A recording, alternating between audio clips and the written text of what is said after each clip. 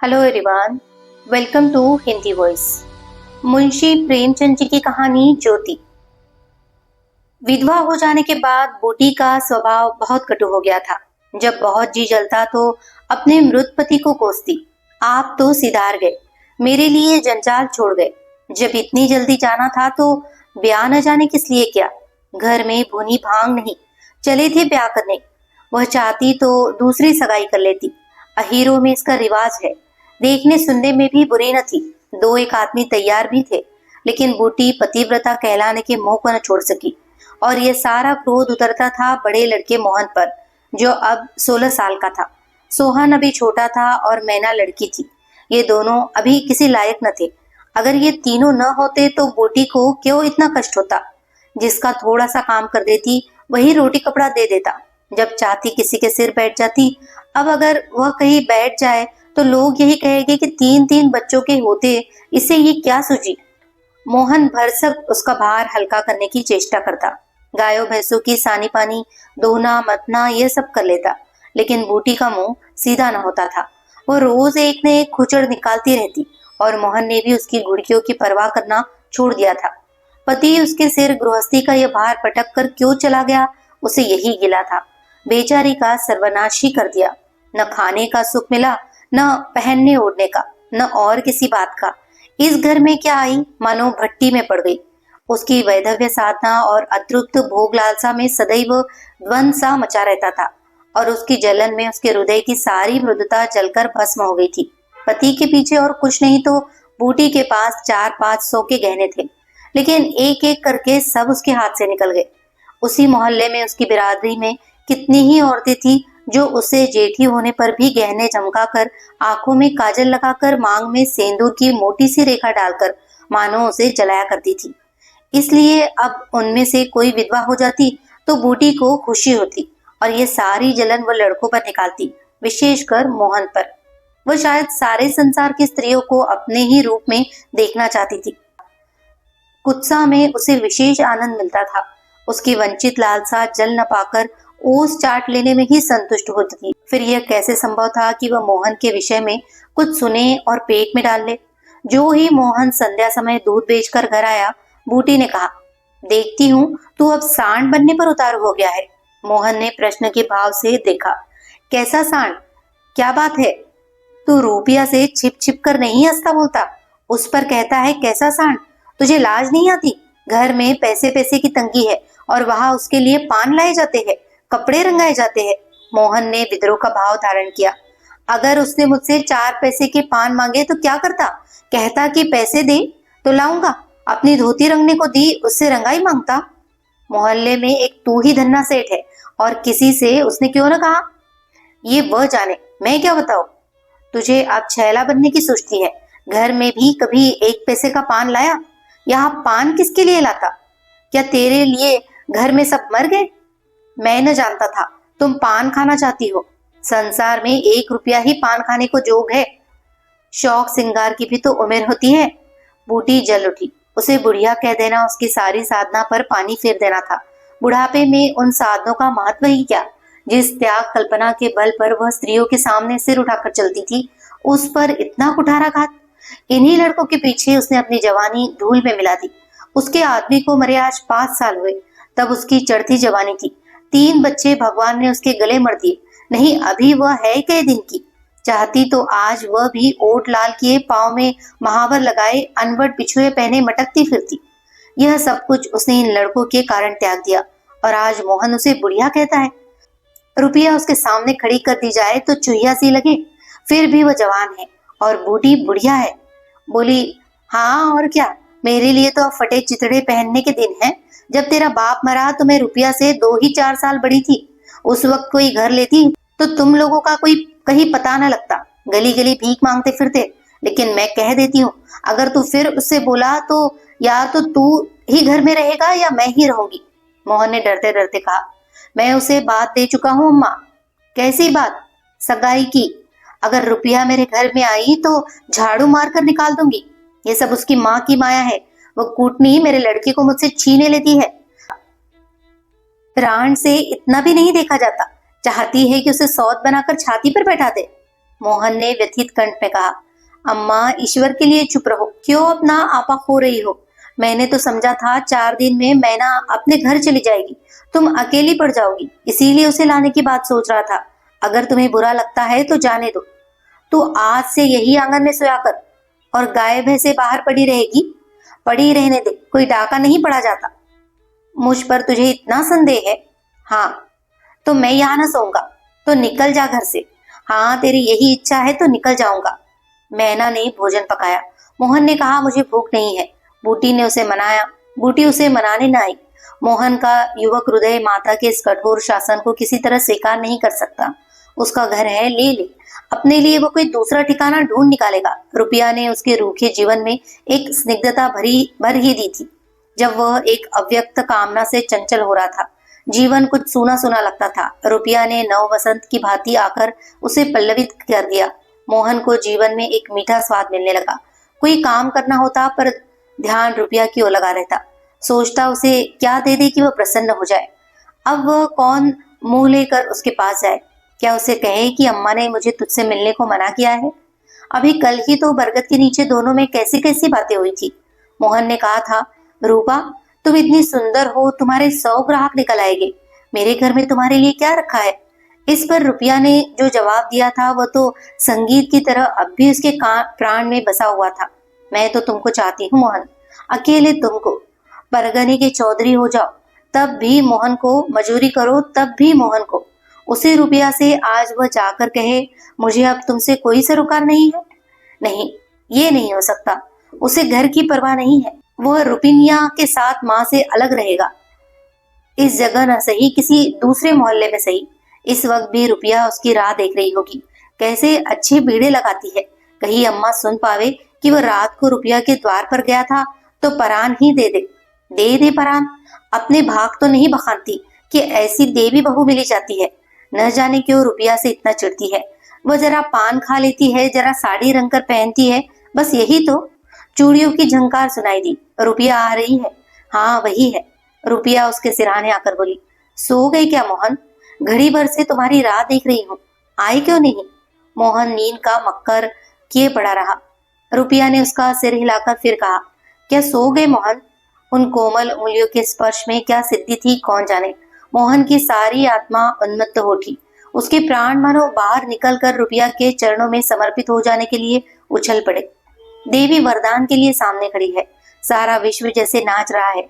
उसे मालूम हुआ जैसे उसका शरीर लुप्त हो गया है।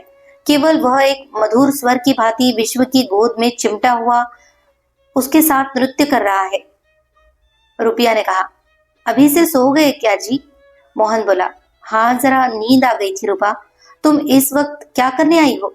कहीं अम्मा देख ले तो मुझे मार ही डाले। तुम आज आए क्यों नहीं? आज अम्मा से लड़ाई हो गई। क्या कहती थी? कहती थी रुपया से बोलेगा तो मैं परान दे दूंगी। तुमने पूछा नहीं रुपया से क्यों चिढ़ती हो? अब उनकी बात का क्या कहूँ रूपा, वह किसी का खाना पहनना नहीं देख सकती। अब मुझे तुमसे दूर रहना पड़ेगा। मेरा जी तो न मानेगा। ऐसी बात करोगी तो मैं तुम्हें लेकर भाग जाऊंगा। तुम मेरे पास एक बार रोज आया करो बस, और मैं कुछ नहीं चाहती। और अम्मा जो बिगड़ेगी तो मैं समझ गई, तुम मुझे प्यार नहीं करते। मेरा बस होता तो तुमको अपने परान में रख लेता। इसी समय घर के किवाड़ खटके। रुपया भाग गई। मोहन दूसरे दिन सोकर उठा तो उसके हृदय में आनंद का सागर सा भरा हुआ था। वह सोहन को बराबर डांटता रहता था। सोहन आलसी था, घर के काम धंधे में जी न लगाता था। मोहन को देखते ही वह साबुन छिपाकर भाग जाने का अवसर खोजने लगा। मोहन ने मुस्कुराकर कहा, धोती बहुत मैली हो गई है सोहन, धोबी को क्यों नहीं देते? सोहन को इन शब्दों में स्नेह की गंध आई। धोबिन पैसे मांगती है तो पैसे अम्मा से क्यों नहीं मांग लेते? अम्मा कौन पैसे दिए देती है, तो मुझसे ले लो। ये कहकर उसने एक इकन्नी उसकी ओर फेंक दी। सोहन प्रसन्न हो गया। भाई और माता दोनों ही उसे धिक्कारते रहते थे। बहुत दिनों बाद आज उसे स्नेह की मधुरता का स्वाद मिला। इकन्नी उठा ली और धोती को वही छोड़कर गाय को खोलकर ले चला। मोहन ने कहा, रहने दो, मैं इसे लिए जाता हूँ। सोहन ने पगैया मोहन को देकर फिर पूछा, तुम्हारे लिए चिलम रख लाऊं? जीवन में आज पहली बार सोहन ने भाई के प्रति ऐसा सद्भाव प्रकट किया था। इसमें क्या रहस्य है, यह मोहन की समझ में नहीं आया। बोला, आग हो तो रखाओ। मैना सिर के बाल खोले आंगन में बैठी घरौंदा बना रही थी। मोहन को देखते ही उसने घरौंदा बिगाड़ दिया और आंचल से बाल छिपाकर रसोई में बर्तन उठाने चली। मोहन ने पूछा, क्या खेल रही थी मैना? मैना डरी हुई बोली, कुछ नहीं तो। तू तो बहुत अच्छे घरौंदे बनाती है, जरा बना देखो। मैना का रुआ सा चेहरा खिल उठा। प्रेम के शब्द में कितना जादू है। मुंह से निकलते ही जैसे सुगंध फैल गई। जिसने सुना उसका हृदय खिल उठा। जहाँ भय था वहाँ विश्वास चमक उठा। जहाँ कटुता थी वहाँ अपनावा छलक पड़ा। चारों ओर चैतन्यता दौड़ गई। कहीं आलस्य नहीं, कहीं खिन्नता नहीं। मोहन का हृदय आज प्रेम से भरा हुआ है। उसमें सुगंध का विकर्षण हो रहा है। मैना घरौंदा बनाने बैठ गई। मोहन ने उसके उलझे हुए बालों को सुलझाते हुए कहा, तेरी गुड़िया का ब्याह कब होगा मैना? नेवता दे, कुछ मिठाई खाने को मिले। मैना का मन आकाश में उड़ने लगा। जब भैया पानी मांगे तो वो लोटे को राख से खूब चमाचम करके पानी ले जाएगी। अम्मा पैसे नहीं देती, गुड्डा तो ठीक हो गया है, टीका कैसे भेजूं? कितने पैसे लेगी? 1 पैसे के बतासे लूंगी और 1 पैसे का रंग। जोड़े तो रंगी जाएगी कि नहीं? तो 2 पैसे में तेरा काम चल जाएगा? हाँ, 2 पैसे दे दो भैया, तो मेरी गुड़िया का ब्याह धूमधाम से हो जाए। मोहन ने 2 पैसे हाथ में लेकर मैना को दिखाए। मैना लपकी। मोहन ने हाथ ऊपर उठाया। मैना ने हाथ पकड़कर नीचे खींचना शुरू किया। मोहन ने उसे गोद में उठा लिया। मैना ने पैसे ले लिए और नीचे उतरकर नाचने लगी। फिर अपनी सहेलियों को विवाह का न्योता देने के लिए भागी। उसी वक्त बूटी गोबर का झावा लिए आ पहुंची। मोहन को खड़े देखकर कठोर स्वर में बोली, अभी तक मटर गश्ती हो रही है, भैंस कब धोई जाएगी? आज बूटी को मोहन ने विद्रोह भरा जवाब न दिया, जैसे उसके मन में माधुर्य का कोई सोता सा खुल गया हो। माता को गोबर का बोझ लिए देखकर उसने झावा उसके सिर से उतार दिया। बूटी ने कहा, रहने दे, जाकर भैंस धो, मैं तो गोबर लिए जाती हूँ। तुम इतना भारी बोझ क्यों उठा लेती हो? मुझे क्यों नहीं बुझला देती? माता का हृदय वात्सल्य से गदगद होता। तू जा, अपना काम देख, मेरे पीछे क्यों पड़ता है? गोबर निकालने का काम मेरा है और दूध कौन दुहेगा? वो भी मैं ही करूंगा। तू इतना बड़ा जोधा है कि सारे काम करेगा? जितना कहता हूँ उतना कर लूंगा। तो मैं क्या करूंगी? तुम लड़कों से काम लो, जो तुम्हारा धर्म है। मेरी सुनता है कोई? आज मोहन बाजार से दूध पहुंचाकर लौटा तो पान, कत्था, सुपारी, एक छोटा सा पानदान और थोड़ी सी मिठाई लाया। बूटी बिगड़ कर बोली, आज पैसे कहीं फालतू मिल गए थे क्या? इस तरह उड़ावेगा तो कै दिन निभा होगा? मैंने तो एक पैसा भी नहीं उड़ाया अम्मा। पहले मैं समझता था तुम पान खाती ही नहीं, तो अब मैं पान खाऊंगी। हाँ और क्या, जिसके 2-2 जवान बेटे हैं, क्या वह इतना शौक भी न करे? बूटी के सूखे कठोर हृदय में कहीं से कुछ हरियाली निकल आई। एक नन्ही सी कोपल थी, उसके अंदर कितना रस था। उसने मैना और सोहन को एक एक मिठाई दे दी और एक मोहन को देने लगी। मिठाई तो लड़कों के लिए लाया था अम्मा, और तू तो बूढ़ा हो गया है। क्यों? इन लड़कों के सामने तो बूढ़ा ही हो, लेकिन मेरे सामने तो लड़का ही है। मोहन ने मिठाई ले ली। मैना ने मिठाई पाते ही गप से मुंह में डाल ली थी। वह केवल मिठाई का स्वाद जीभ पर छोड़कर कब की गायब हो चुकी थी। मोहन को ललचाई आंखों से देखने लगी। मोहन ने आधा लड्डू तोड़कर मैना को दे दिया। एक मिठाई दोने में बची थी। बूटी ने उसे मोहन की तरफ बढ़ाकर कहा, लाया भी तो इतनी सी मिठाई, ये ले ले। मोहन ने आधी मिठाई मुंह में डालकर कहा, वो तुम्हारा हिस्सा है अम्मा। तुम्हें खाते देखकर मुझे जो आनंद मिलता है, उसमें मिठास से ज्यादा स्वाद है। उसने आधी मिठाई सोहन और आधी मोहन को दे दी। फिर पानदान खोल कर देखने लगी। आज जीवन में पहली बार उसे ये सौभाग्य प्राप्त हुआ। धन्य भाग कि पति के राज में जिस विभूति के लिए तरसती रही, वो लड़के के राज में मिली। पानदान में कई कुल्हियां है, और देखो 2 छोटी छोटी चिमचियां भी है। ऊपर कड़ा लगा हुआ है, जहां चाहो लटका कर ले जाओ। ऊपर की तश्तरी में पान रखे जाएंगे। जो ही मोहन बाहर चला गया, उसने पानदान को मांझ धोकर उसमें चूना, कत्था भरा, सुपारी काटी, पान को भिगोकर तश्तरी में रखा, तब एक बीड़ा लगाकर खाया। उस बीड़े के रस ने जैसे उसके वैधव्य की कटुता को स्निग्ध कर दिया। मन की प्रसन्नता व्यवहार में उदारता बन जाती है। अब वह घर में नहीं बैठ सकती। उसका मन इतना गहरा नहीं कि इतनी बड़ी विभूति उसमें जाकर गुम हो जाए। एक पुराना आईना पड़ा हुआ था। उसने उसमें मुंह देखा। ओठों पर लाली है। मुंह लाल करने के लिए उसने थोड़े ही पान खाया है। धनिया ने आकर कहा, काकी तनिक रस्सी दे दो, मेरी रस्सी टूट गई है। कल बूटी ने साफ कह दिया होता, मेरी रस्सी गांव भर के लिए नहीं है। रस्सी टूट गई तो बनवा लो, आज उसने धनिया को रस्सी निकालकर प्रसन्न मुख से दे दी और सद्भाव से पूछा, लड़के के 10 बंद हुए कि नहीं धनिया? धनिया ने उदास मन से कहा, नहीं काकी, आज तो दिन भर दस्त आए, जाने दांत आ रहे हैं। पानी भर ले तो चल जरा देखो, दांत ही है कि कुछ और फसाद है, किसी की नजर वजर तो नहीं लगी?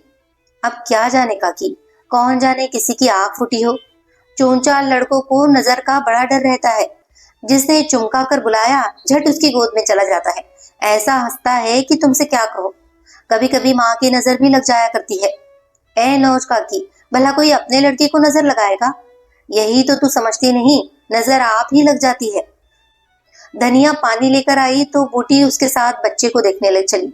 तू अकेली है? आजकल घर के काम धंधे में बड़ा अंडस होता होगा। नहीं काकी, रुपया आ जाती है, घर का कुछ काम कर देती है, नहीं अकेले तो मेरी मरण हो जाती। बूटी को आश्चर्य हुआ। रुपया को उसने केवल तितली समझ रखा था। रुपया? हाँ काकी, बेचारी बड़ी सीधी है, झाड़ू लगा देती है, चौका बर्तन कर देती है, लड़के को संभालती है। गाड़े समय कौन किसी की बात पूछता है काकी? उसे तो अपने मिस्सी काजल से छुट्टी न मिलती होगी। ये तो अपनी अपनी रुचि है काकी, मुझे तो इस मिस्सी काजल वाली ने जितना सहारा दिया उतना किसी भक्तिन ने न दिया। बेचारी रात भर जागती रही, मैंने कुछ दे तो नहीं दिया। हाँ, जब तक जीऊंगी उसका जस गाऊंगी।